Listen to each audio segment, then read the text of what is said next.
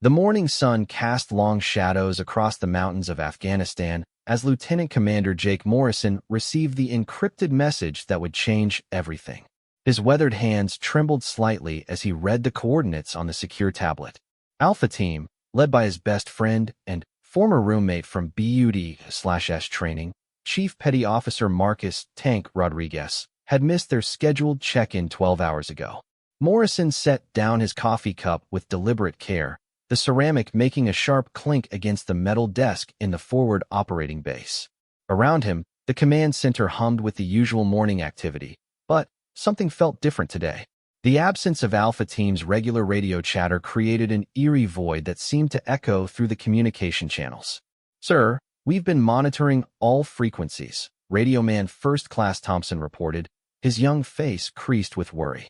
"Nothing from Alpha Team since 0300 hours yesterday. Their last transmission was confirmation of reaching the target village." Morrison nodded grimly. Alpha Team had been deployed on what should have been a routine reconnaissance mission in the Kunar province, a region known for its treacherous terrain and hostile Taliban presence.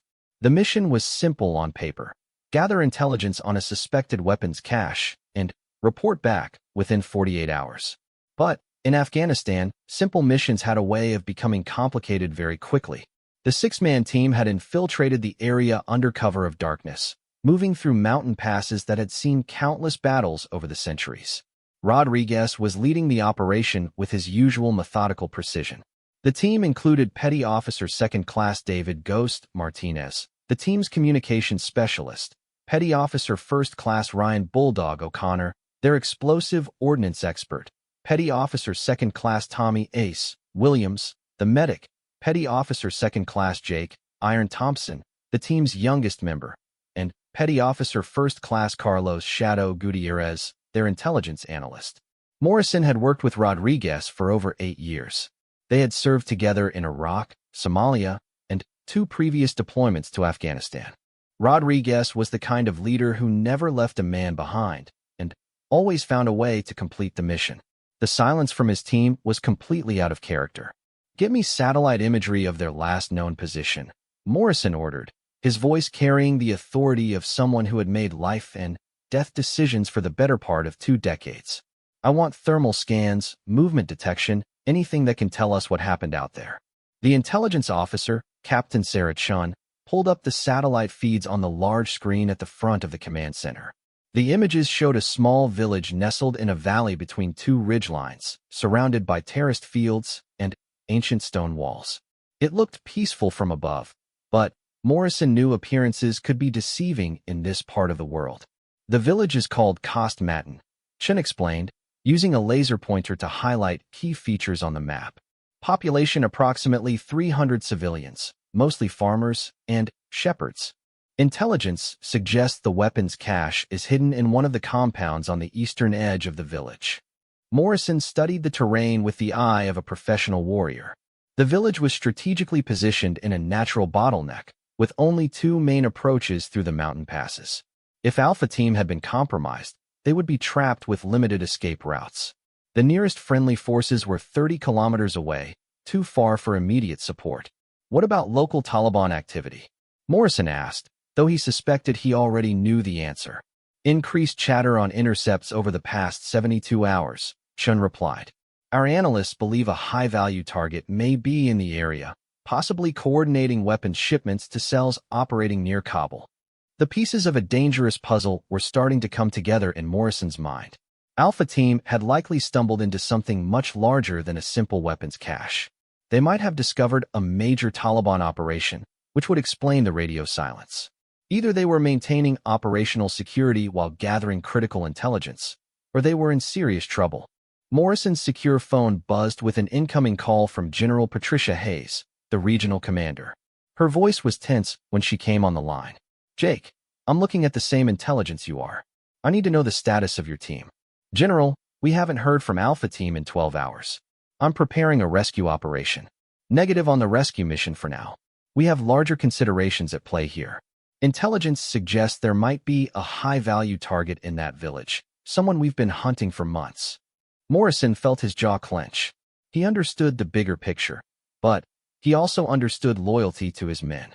General, with respect, I have 6 operators potentially compromised in hostile territory. Every hour we delay reduces their chances of survival. I understand your concern, Commander, but I need you to wait for further orders. We're coordinating with other assets in the region. Stand by for additional intelligence.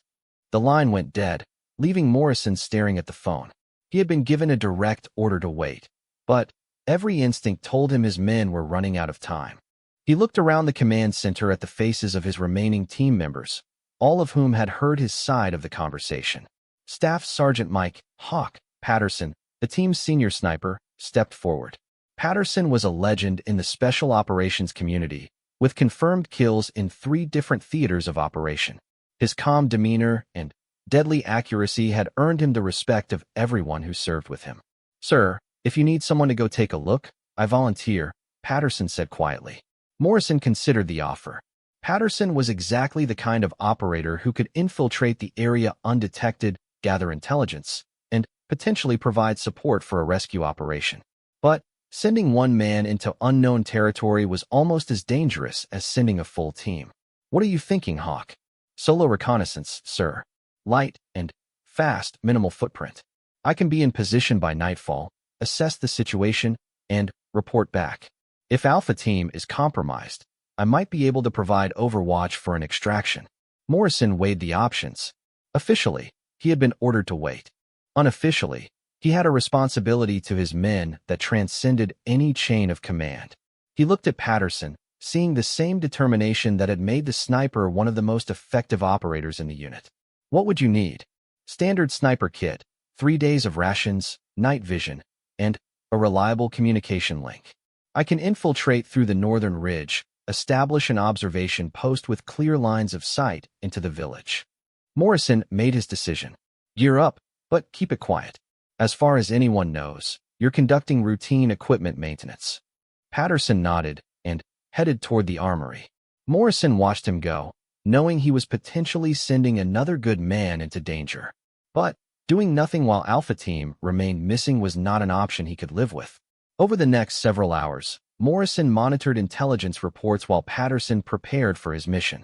The satellite imagery showed normal activity in the village during daylight hours, but thermal scans detected unusual movement patterns after dark. Several large groups of armed men had been observed moving between buildings, suggesting the presence of forces beyond the normal village population. As the afternoon wore on, Morrison received another call from General Hayes. Commander, we've identified the high-value target. Ahmad Shah Massoud, one of the top Taliban commanders in the region. If he's in that village, this could be our chance to eliminate a major threat. General, what about my team? We're working on that. I'm authorizing a joint operation for tomorrow night. Special forces, air support, the works. But I need to know exactly what we're dealing with in that village. Morrison understood the implication. The mission had shifted from rescue to capture or elimination of a high-value target. Alpha Team's fate had become secondary to the larger strategic objective. As sunset approached, Patterson appeared in Morrison's office dressed in full camouflage with his sniper rifle secured across his back. His face was painted in earth tones, and he moved with the fluid grace of a predator preparing for the hunt. I'm ready, sir. Morrison handed him an encrypted radio with a special frequency that would bypass normal channels. Check in every 4 hours if possible, but maintain operational security. If you find Alpha Team, your priority is to keep them alive until we can mount a full rescue operation. Patterson nodded and headed toward the helicopter landing pad where a Black Hawk waited to transport him to an insertion point 10 kilometers from the target village. Morrison watched the helicopter disappear into the darkening sky, carrying with it perhaps the last hope for Alpha Team's survival. The command center fell into intense quiet as they waited for Patterson's first report. Morrison found himself staring at the map of the target area, mentally tracing the routes his missing team might have taken. He thought about Rodriguez and the countless missions they had completed together, the brotherhood forged through shared danger and mutual trust. Thompson, the young radio man, looked up from his console. Sir, I'm picking up some unusual radio traffic on Taliban frequencies. Sounds like they're preparing for something big. Morrison felt a chill run down his spine. If the Taliban were planning a major operation in the same area where Alpha Team had disappeared, it meant his men were likely walking into a trap that was still being set. 2 hours after Patterson's insertion, Morrison's secure radio crackled to life. "Base, this is Hawk. I'm in position and beginning observation. The village looks quiet from up here, but I can see sentries posted at both entrances. This is definitely not a normal farming community." "Copy that, Hawk. Any sign of Alpha Team?" "Negative so far, but I'm seeing a lot of military-age males with weapons moving between the buildings. This place is crawling with Taliban fighters." Morrison felt his stomach tighten. Alpha Team had walked into a hornet's nest, and now Patterson was alone in the mountains overlooking a village full of enemy fighters. The situation was rapidly deteriorating from a simple reconnaissance mission into a major combat operation. "Hawk, maintain observation and report any changes. Do not engage unless absolutely necessary." "Understood, sir." Morrison leaned back in his chair, knowing that the next few hours would determine the fate of 7 good men. Outside, the night was clear and cold, perfect conditions for a sniper's work, but also ideal for the kind of mountain warfare that had claimed so many lives in Afghanistan's long history of conflict. The waiting game had begun, and Morrison could only hope that Patterson's skills would be enough to tip the odds in their favor. Somewhere in the darkness below those mountain peaks, Alpha Team was either hiding, captured, or worse. And one lone sniper represented their only hope for survival until help could arrive. As midnight approached, Morrison realized this mission would test everything he believed about leadership, loyalty, and the bonds between warriors who had sworn to leave no one behind.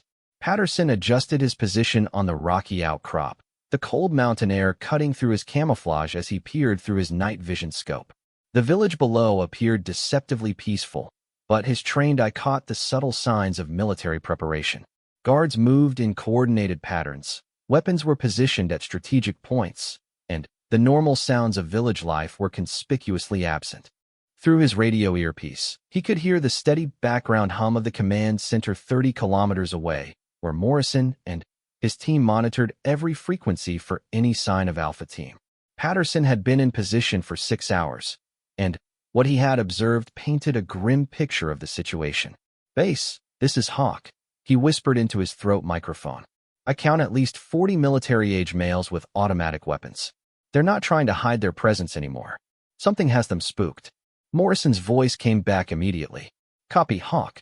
Any indication of what's got them stirred up?" "Negative, but they've tripled the guard rotation since I've been watching. Whatever happened with Alpha Team, these guys are expecting company." Patterson shifted his weight, feeling the familiar ache in his joints that came from hours of motionless observation.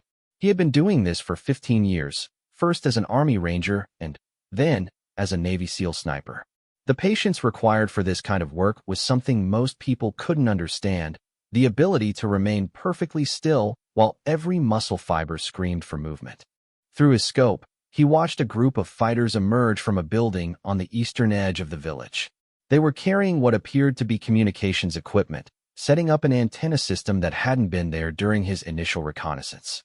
The implications sent a chill down his spine. "Base, they're setting up enhanced communications. Looks like they're preparing to coordinate with outside elements." "Understood. Can you identify the building they came from?" Patterson adjusted his scope, focusing on the structure in question. It was larger than the surrounding buildings, with reinforced walls and what appeared to be a basement entrance. If Alpha Team had been captured, this would be the most likely place to hold prisoners. "Building is approximately 200 meters from my position, stone construction with metal reinforcement. Looks like it could be their command post." "Hawk, I need you to maintain observation of that building specifically. We're getting intelligence that suggests a high-value target may be coordinating operations from that village." Patterson acknowledged the order while continuing his surveillance. The next few hours passed slowly, with periodic movement around the village, but nothing that provided clear intelligence about Alpha Team's fate. It wasn't until just before dawn that everything changed. A convoy of 3 vehicles approached the village from the south, their headlights cutting through the pre-dawn darkness. Patterson watched through his scope as the vehicles stopped at the main entrance, disgorging a group of men who were clearly different from the local fighters. These newcomers moved with military precision. Their equipment was newer, and They carried themselves with the authority of experienced commanders. Base, we've got company. 3 vehicles, approximately 12 personnel. These guys look like they're in charge. Can you identify any of them? Patterson activated his camera system, capturing high-resolution images as the group moved through the village. One man in particular caught his attention, a tall figure with a distinctive limp who was clearly the leader of the group. I'm sending photos now, but one of them matches the description of Ahmad Shah Massoud from the target briefings. The transmission of the photos took several minutes over the encrypted channel. While he waited for confirmation, Patterson observed the new arrivals being escorted to the same building he had been watching throughout the night. The level of deference shown by the local fighters confirmed his suspicions about the importance of these newcomers. Morrison's voice came back with barely contained excitement. Hawk, facial recognition confirms your identification. We're looking at a priority target. This changes everything. What about Alpha Team, sir? Still working on that. Maintain your position and continue observation. We're putting together a response package, but I need detailed intelligence on their defensive positions. Patterson understood the implications. The mission had officially shifted from rescue to elimination of a high-value target. Alpha Team's fate would be determined by whether they could be extracted as part of the larger operation or if they had become acceptable losses in the pursuit of a bigger prize.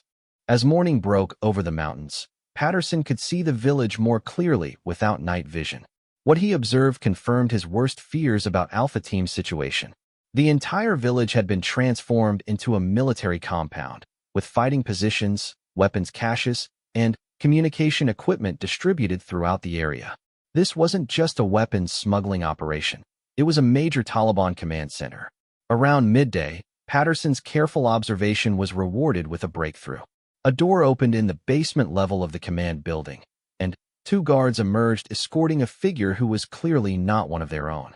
Even at distance, Patterson could see the man was wearing different clothing and moved with the bearing of a Western military operator. Base, I have visual confirmation of what appears to be a captured friendly. One individual, male, being moved between buildings under guard. Can you identify? Patterson strained to get a better view through his scope, but the distance and brief exposure made positive identification impossible. Negative on ID, but body language and movement patterns are consistent with special operations personnel. The captured man was quickly moved into another building before disappearing from view. Patterson made note of the new location while considering his limited options. He was one man with a sniper rifle facing 40 or more enemy fighters in a fortified position. Even with his skills, a direct assault would be suicide. Hawk, we're expediting the response timeline. Can you identify the best approach routes for an assault team? Patterson studied the terrain around the village, mentally calculating angles of fire, cover positions, and potential extraction routes. The Taliban fighters had chosen their position well, with natural barriers limiting approach options and clear fields of fire covering the most likely attack routes. The north and south approaches are heavily defended with clear lines of sight for at least 500 meters. The eastern approach has better cover, but requires crossing a river that's probably knee-deep. Western approach is too steep for a coordinated assault. What about close air support options? Limited. Buildings are too close together. High risk of civilian casualties or friendly fire if we have personnel on the ground. As Patterson provided his tactical assessment, he continued monitoring the village for any additional signs of Alpha Team members. The sight of one captured operator meant there might be others, and their condition would be critical in planning any rescue attempt. Late in the afternoon, Patterson observed increased activity around the command building. Several groups of fighters were moving equipment and supplies, while the communications team worked frantically on their antenna array. Something was about to happen, and Patterson had a sinking feeling that Alpha Team was running out of time. Base, significant activity increase. Looks like they're preparing to move or they're expecting an attack. Roger that. Stand by for new orders. Patterson waited, knowing that decisions were being made far above his pay grade that would determine the fate of the mission. Through his scope, he watched the sun begin to set behind the mountains, casting long shadows across the valley. Soon, the advantage of darkness would belong to whoever was better prepared to use it. Morrison's voice came through the radio with new urgency. Hawk, We've received intelligence that the target is planning to move location tonight. If we're going to act, it has to be now. Understood, sir. What are my orders? Continue observation and report any movement of the primary target or additional friendly personnel. A reaction force is being assembled, but they won't reach your position for at least 6 hours. 6 hours. Patterson calculated the timeline in his head. If the Taliban were planning to move during the cover of darkness, they would likely begin their preparations within the next 2 hours. That would give him a narrow window to gather critical intelligence before the entire situation became even more complicated. As night fell, Patterson activated his thermal imaging scope and settled in for what he knew would be the longest night of his career. Somewhere in the buildings below, members of Alpha Team were depending on his eyes and his rifle to keep them alive until help could arrive. The weight of that responsibility settled on his shoulders like a familiar burden, one that every sniper understood but never got used to carrying. The village below began to transform as darkness provided cover for increased movement. Patterson counted vehicles, personnel, and weapons while maintaining his silent vigil from the mountainside. Every detail he reported could mean the difference between a successful rescue operation and a tragic failure that would haunt everyone involved for the rest of their lives. Through the scope, he watched guards change positions, equipment being loaded into trucks, and preparations that suggested the Taliban were indeed planning to relocate their operation. The clock was ticking, and Patterson knew that whatever was going to happen would happen soon. In the command center, Morrison was coordinating with multiple agencies and units, assembling a response package that could neutralize the high-value target while extracting any surviving members of Alpha Team. But success would depend entirely on the intelligence Patterson could provide from his lonely position in the mountains above the village. As midnight approached, Patterson observed something that made his blood run cold. 6 figures were being escorted from the command building to waiting vehicles, their hands bound behind their backs and hoods covering their heads. Even at distance, their size and posture suggested Western military personnel. Base, I have visual on 6 possible friendlies being moved to vehicles for transport. They appear to be bound and guarded. Copy, Hawk. Can you confirm identities? Negative, but the count matches Alpha Team roster. Patterson knew he was potentially watching his fellow SEALs being moved to a location where rescue would be impossible. The decision he made in the next few minutes might be the difference between bringing them home alive or attending their memorial services. Patterson's finger hovered over the trigger of his rifle as he watched the 6 bound figures being loaded into the vehicles below. Every instinct screamed at him to take the shot, to create chaos that might give Alpha Team a chance to escape. But his training held him back. One sniper against 40 fighters would only ensure that everyone died, including the men he was trying to save. Base, they're loading the prisoners into 2 vehicles. Looks like they're preparing for immediate departure. Morrison's voice came back, strained with tension. Hawk, you are authorized to engage if you believe the prisoners are in immediate danger of execution. Patterson steadied his breathing, feeling his heartbeat slow as he entered the familiar mental state that had made him one of the most effective snipers in the military. Through his scope, he could see guards positioned around the vehicles, their weapons ready but not pointed at the prisoners. This was a transport operation, not an execution. They're not in immediate danger, but once those vehicles leave the village, we lose them. Understood. Continue observation. Help is coming. But Patterson knew the reality of their situation. The nearest friendly forces were hours away, and by dawn, Alpha Team could be anywhere in the vast mountain ranges that stretched across the Afghanistan-Pakistan border. If they were going to act, it had to be now. The convoy began to move just after midnight, 3 vehicles in total, including the 2 carrying the prisoners. Patterson tracked them through his scope as they wound through the village streets toward the main road. Once they reached the highway, they would have multiple route options that would make pursuit nearly impossible. Base, convoy is mobile, heading south toward Highway 7. I'm losing visual contact in approximately 2 minutes. Roger, Hawk. Maintain your position. We have fast movers inbound to your location. Patterson felt a mix of relief and apprehension. Fast movers meant jet aircraft, probably F-18s loaded with precision-guided munitions. But close air support in mountainous terrain at night was extremely dangerous, especially with friendly forces potentially in the target area. As the convoy disappeared from his field of view, Patterson redirected his attention to the village below. The departure of the high-value target and the prisoners had left behind a significant force of Taliban fighters, but their defensive posture had relaxed somewhat. Many of the guards who had been manning outer perimeters were now gathered around the central buildings, making them more vulnerable to concentrated fire. Base, I count approximately 25 enemy personnel remaining in the village. They've consolidated their positions around the command building. Copy that. We're painting targets for the airstrike. I need you to identify any potential civilian structures or non-combatants in the area. Patterson swept his scope across the village, looking for any signs of civilian presence.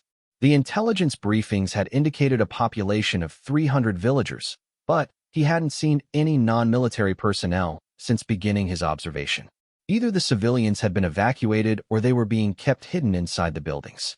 I'm not seeing any civilian movement, but that doesn't mean they're not there. Most buildings could potentially house non-combatants. Understood. The airstrike will focus on confirmed military targets only. 20 minutes later, Patterson heard the distant sound of jet engines approaching from the east. The F-18s were invisible against the night sky, but their presence changed everything about the tactical situation.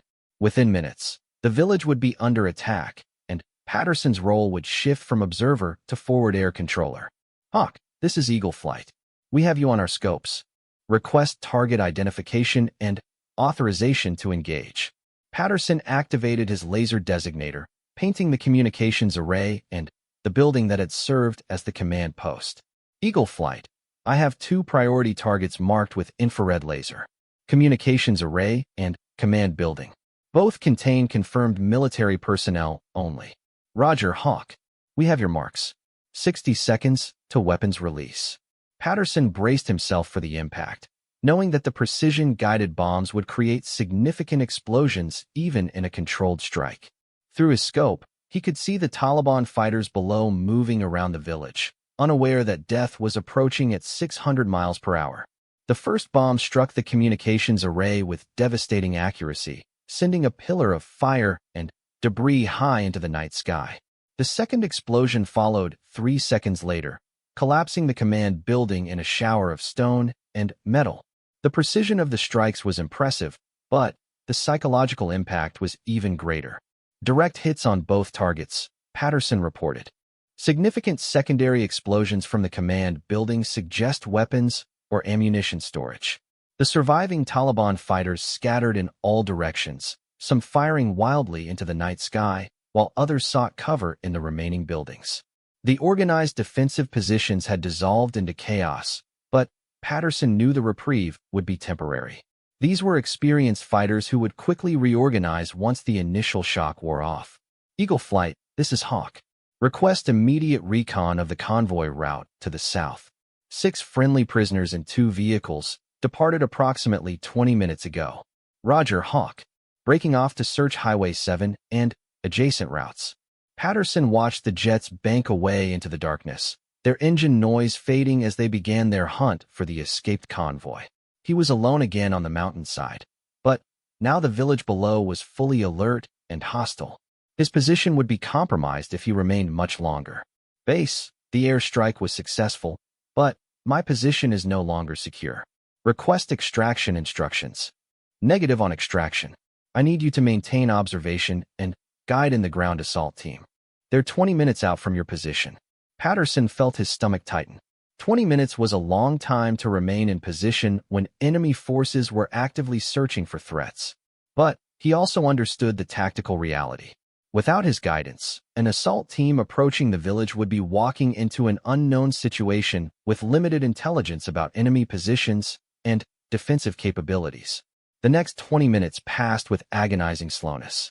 Patterson could see Taliban fighters moving through the village, some attempting to establish new defensive positions while others searched the surrounding area for the source of the laser designations that had guided the airstrike.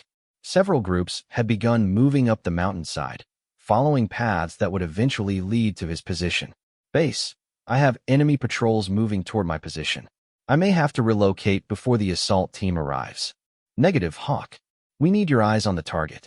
The assault team is depending on your intelligence to avoid casualties. Patterson understood the impossible position he was in. Moving would compromise the mission and potentially cost the lives of the assault team members. But remaining in position might result in his capture or death, which would also compromise the mission. He made the decision that had defined his career. The mission came first. Adjusting his position slightly to gain better concealment while maintaining his field of view, Patterson settled in to wait for the ground assault. Through his scope, he could see the Taliban fighters working to re-establish their defenses, but their movements were hurried and uncoordinated. The airstrike had disrupted their command structure and destroyed their communications capabilities. The sound of helicopter rotors announced the arrival of the assault team before Patterson could see them approaching. Two Black Hawks appeared from the north, flying low and fast through the mountain passes. The element of surprise had been lost with the airstrike, but the speed and violence of the ground assault might compensate for the tactical disadvantage. Hawk, this is Thunder Team. We're 2 minutes from insertion. Request immediate situation report. Patterson keyed his radio while tracking the movements of enemy fighters through his scope. Thunder Team, approximately 20 enemy personnel dispersed throughout the village. Primary defensive positions are around the mosque and the market building. Be advised, your insertion LZ is under observation from at least 2 enemy positions. Copy that. Can you suppress the observers? Patterson had been waiting for that question. He shifted his rifle to target the nearest enemy position, a rooftop where 2 fighters were scanning the sky with automatic weapons. The range was just over 400 meters, well within his capability even in difficult lighting conditions. I can take the roof position, but it will reveal my location to remaining enemy forces. Take the shot, Hawk. We'll deal with the consequences. Patterson settled into his firing position, controlling his breathing as he aligned the crosshairs on his target. The first fighter was clearly visible through his scope, weapon raised, and searching for the approaching helicopters. Patterson squeezed the trigger with smooth, steady pressure. The .308 bullet struck the fighter's center mass, dropping him instantly. The second fighter spun toward the sound of the gunshot, giving Patterson a clear shot at his profile. The second bullet found its mark before the echo of the first shot had faded from the mountains. 2 down on the roof position. LZ is clear for insertion. The helicopters swept into the valley, their door gunners laying down suppressive fire as they approached the landing zone. Patterson provided overwatch as the assault team fast-roped to the ground. 12 heavily armed operators who immediately established a defensive perimeter before advancing toward the village. But Patterson's position was now fully compromised. Muzzle flashes from his rifle had been visible to every enemy fighter in the area, and he could see multiple groups converging on his location. He had perhaps 5 minutes before they would be close enough to engage him with small arms fire. Thunder Team, be advised I am about to be overrun. Continuing to provide overwatch as long as possible. Roger, Hawk. We're moving fast. Hold your position. Patterson chambered another round and searched for targets of opportunity. The assault team was making good progress through the village, but they were encountering stiff resistance from the remaining Taliban fighters. He could help by eliminating threats before they could engage the ground team, but each shot further revealed his position to the enemy forces climbing toward him. A fighter appeared at the edge of his scope, approximately 300 meters away, and moving up the mountain trail with an assault rifle. Patterson took the shot, watching the man tumble backward down the rocky slope. 2 more fighters appeared seconds later, and Patterson engaged them with rapid precision fire. The sound of automatic weapons fire echoed up from the village as Thunder Team encountered the main body of enemy fighters. Through his scope, Patterson could see muzzle flashes from multiple positions as a fierce firefight developed around the mosque.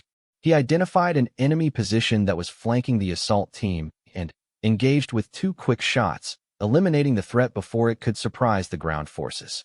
But his ammunition was running low, and enemy fighters were now within 200 meters of his position. Patterson could hear voices calling to each other in Pashto as they coordinated their search. His role as Overwatch sniper was about to end, and his priority would shift to survival and evasion. Thunder Team, this is Hawk. I've expended most of my ammunition, and enemy forces are closing on my position. I'm going to displace to secondary observation point. Copy, Hawk. We have the situation under control down here. Get out of there. Patterson quickly packed his essential gear while enemy fighters closed in from multiple directions. His escape route led up the mountain ridge to a secondary position he had identified during his initial reconnaissance. The terrain was treacherous in the dark, but it offered better concealment and multiple escape routes if the situation deteriorated further. As he moved through the rocks and sparse vegetation, Patterson could hear the firefight continuing in the village below. Thunder Team had the advantage of superior training and equipment, but they were outnumbered and fighting in terrain that favored the defenders. The outcome of the battle would determine whether the mission was a success or a costly failure. Reaching his secondary position, Patterson established a new firing position with a different angle on the village. What he saw through his scope made him realize that the mission had taken another dangerous turn. Eagle Flight was returning from their search for the convoy, and their report would determine everything that happened next. The voice of Eagle Flight's lead pilot crackled through Patterson's radio with news that changed everything. All stations, this is Eagle Lead. We have located the convoy approximately 15 kilometers south of the target village. 3 vehicles stopped at a compound near the Pakistan border. Thermal imaging confirms multiple personnel, including what appears to be bound prisoners. Patterson felt his pulse quicken. Alpha Team was still alive, but they were being held at a location that would be extremely difficult to reach. The compound near the Pakistan border meant any rescue attempt would have to navigate international boundaries and political complications that could take hours or days to resolve. Eagle Lead, can you confirm the number of prisoners? Patterson asked while maintaining his overwatch of the village battle below. Thermal signatures suggest 6 individuals in a separate building from the main force. They appear to be restrained and guarded. In the village, Thunder Team was systematically clearing buildings while taking sporadic fire from the remaining Taliban fighters. Their professional efficiency was evident as they moved through the urban terrain, but Patterson could see that several team members had been wounded during the assault. The mission was taking its toll on everyone involved. Thunder Team, this is Hawk. Eagle Flight has located our missing personnel 15 kilometers south at a border compound. How copy? The team leader's voice came back strained but determined. Roger, Hawk. We're almost finished here. What's the status of the prisoners? 6 individuals confirmed alive but restrained. Heavily guarded position near the Pakistan border. Patterson knew the implications of that location. Cross-border operations required authorization from the highest levels of command, and time was not on their side. Every minute that passed gave the enemy more opportunity to move Alpha Team even further away or to eliminate them entirely if they felt threatened by pursuing forces. Through his scope, Patterson watched Thunder Team complete their sweep of the village. The remaining Taliban fighters had either been eliminated or had fled into the surrounding mountains. The immediate tactical situation was under control, but the larger mission remained incomplete. Base, this is Thunder Lead. Village is secure. Requesting immediate extraction and redeployment to the border compound coordinates provided by Eagle Flight. Morrison's voice came back with the frustration of a commander dealing with political realities. Negative on border operation. We're still waiting for authorization from higher command. Stand by for further orders. Patterson felt the familiar weight of military bureaucracy interfering with operational necessity. While commanders and politicians debated authorization procedures, Alpha Team remained in enemy hands with their situation deteriorating by the hour. Thunder Team, this is Hawk. I'm going to conduct reconnaissance of the border compound while you await orders. Someone needs eyes on that target. Negative, Hawk. You're operating alone in hostile territory. Return to the extraction point. But Patterson was already moving, his decision made before the order came through his radio. Years of experience had taught him that sometimes the mission required actions that couldn't wait for official authorization. Alpha Team had been captured trying to complete their mission, and he wasn't going to abandon them to political considerations.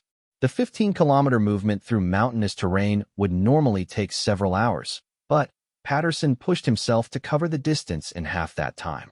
He moved through the darkness using night vision and terrain features to navigate while avoiding the roads where enemy forces might be patrolling.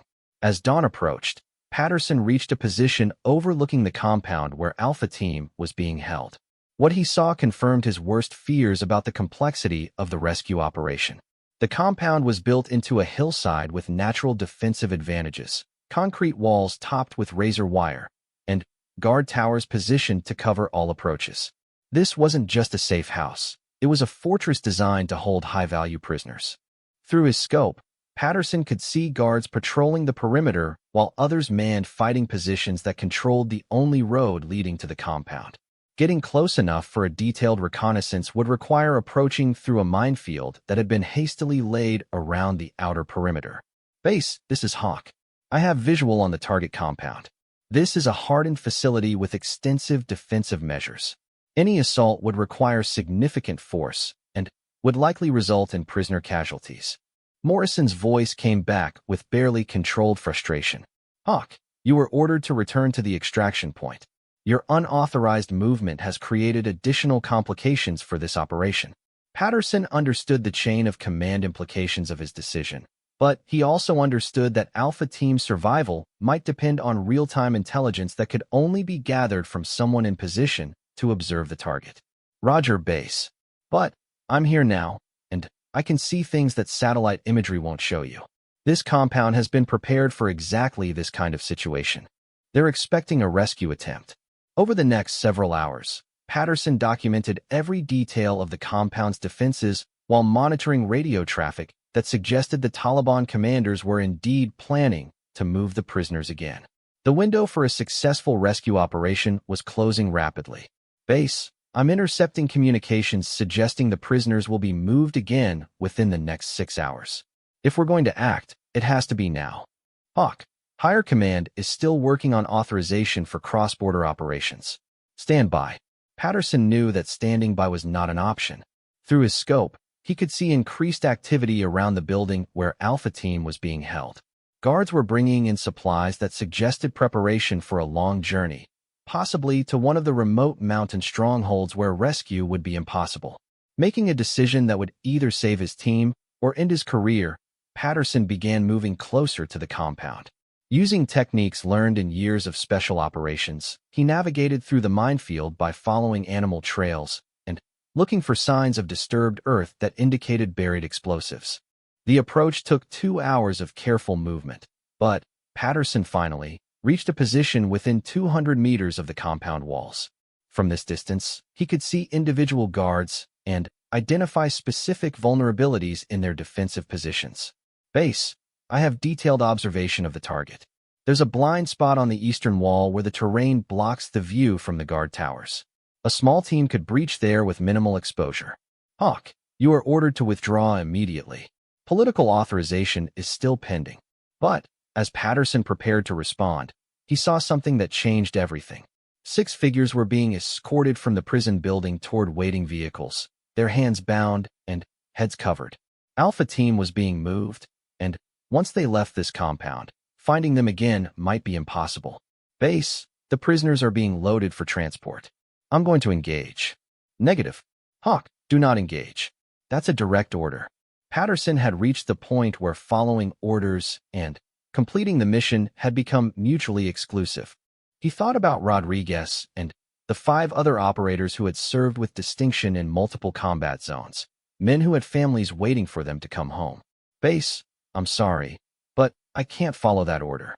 Patterson settled into a firing position with clear lines of sight to the vehicles where Alpha Team was being loaded. The range was just over 100 meters, well within his capability for precise fire. His plan was simple: create enough chaos to disrupt the transport while hoping that Alpha Team could use the confusion to escape or that friendly forces would finally receive authorization to mount a rescue. The first shot took down the guard nearest to the lead vehicle, dropping him before anyone realized they were under attack. The second shot eliminated a guard who was turning toward the sound of the first gunshot. Patterson shifted his aim to the vehicle engines, putting rounds through the radiators and engine blocks to disable their transportation. Chaos erupted throughout the compound as guards scrambled for cover while trying to identify the source of the sniper fire. In the confusion, Patterson could see that the bound prisoners were taking advantage of the situation, one of them managing to free his hands and help the others. This is Rodriguez. Hawk, if that's you out there, we're moving to the eastern wall. Patterson felt a surge of relief at hearing his friend's voice. Alpha Team was alive and fighting back, but they were still trapped inside a compound surrounded by enemy fighters. He continued engaging targets while moving between firing positions to avoid being pinpointed by return fire. Rodriguez, I have you covered. Move to the eastern wall and look for a breach point near the large boulder. Copy that. Patterson watched through his scope as Alpha Team moved through the compound, staying low and using vehicles and buildings for cover. Several of them appeared to be wounded, but they were all mobile and fighting as a unit despite their ordeal. The sound of helicopter rotors announced the arrival of reinforcements before Patterson could see them. 3 Black Hawks appeared over the ridgeline, flying fast and low toward the compound. Someone in the chain of command had finally decided that political considerations were secondary to getting their people home. Hawk, this is Thunder Team. We're coming in hot with close air support and a full assault package. Mark your position with infrared strobe. Patterson activated his emergency beacon while continuing to provide covering fire for Alpha Team's movement toward the eastern wall. The cavalry had finally arrived, but the next few minutes would determine whether the rescue operation was successful or if they were too late to prevent a tragedy. The assault helicopters opened fire on the guard towers and main defensive positions while Thunder Team fast-roped into the compound. Patterson could see Alpha Team reaching the eastern wall where Rodriguez was working to create a breach using explosives salvaged from fallen guards. All Alpha elements, this is Rodriguez. We're blowing the wall in 30 seconds. Take cover. The explosion created a gap in the concrete barrier just as Thunder Team reached Alpha Team's position. Through his scope, Patterson watched the reunion of the assault team with their rescued teammates, wounded but alive and ready to fight their way to the extraction point. Base, this is Thunder Lead. We have all 6 Alpha Team members. They're wounded but mobile. Moving to extraction LZ now. Patterson provided overwatch as the combined teams moved toward the helicopter landing zone, engaging any remaining Taliban fighters who tried to interfere with the extraction. His ammunition was running low, but the mission was almost complete. The helicopters lifted off with Alpha Team and Thunder Team aboard, rising above the compound as the sun broke over the mountains. Patterson watched them disappear toward friendly territory before beginning his own movement to the secondary extraction point. 6 hours later, Patterson was aboard a transport helicopter heading back to base, his unauthorized actions having saved Alpha Team, but created significant complications for his military career. As the aircraft carried him away from the battlefield, he reflected on the decisions that had led to this moment and the bonds between warriors that transcended orders and regulations. In the medical bay at the forward operating base, Patterson was reunited with Rodriguez and the other members of Alpha Team. Despite their injuries and the ordeal they had endured, they were alive and would return home to their families. You disobeyed direct orders to come after us, Rodriguez said as medical personnel worked on his wounds. Sometimes the mission is bigger than the orders, Patterson replied. Morrison appeared in the medical bay, his expression unreadable. Patterson knew he would face consequences for his actions, but he also knew he had made the right choice. Hawk, you've created a significant problem for this command. Yes, sir. I understand. You've also saved the lives of 6 good men and eliminated a high-value target. The Pentagon is still deciding whether to court-martial you or give you a medal. Patterson looked at the members of Alpha Team receiving medical treatment around him and knew that regardless of the official consequences, he had accomplished what mattered most. In the Brotherhood of Special Operations, leaving no one behind wasn't just a motto. It was a sacred obligation that superseded all other considerations. The mission was complete, and Alpha Team was going home.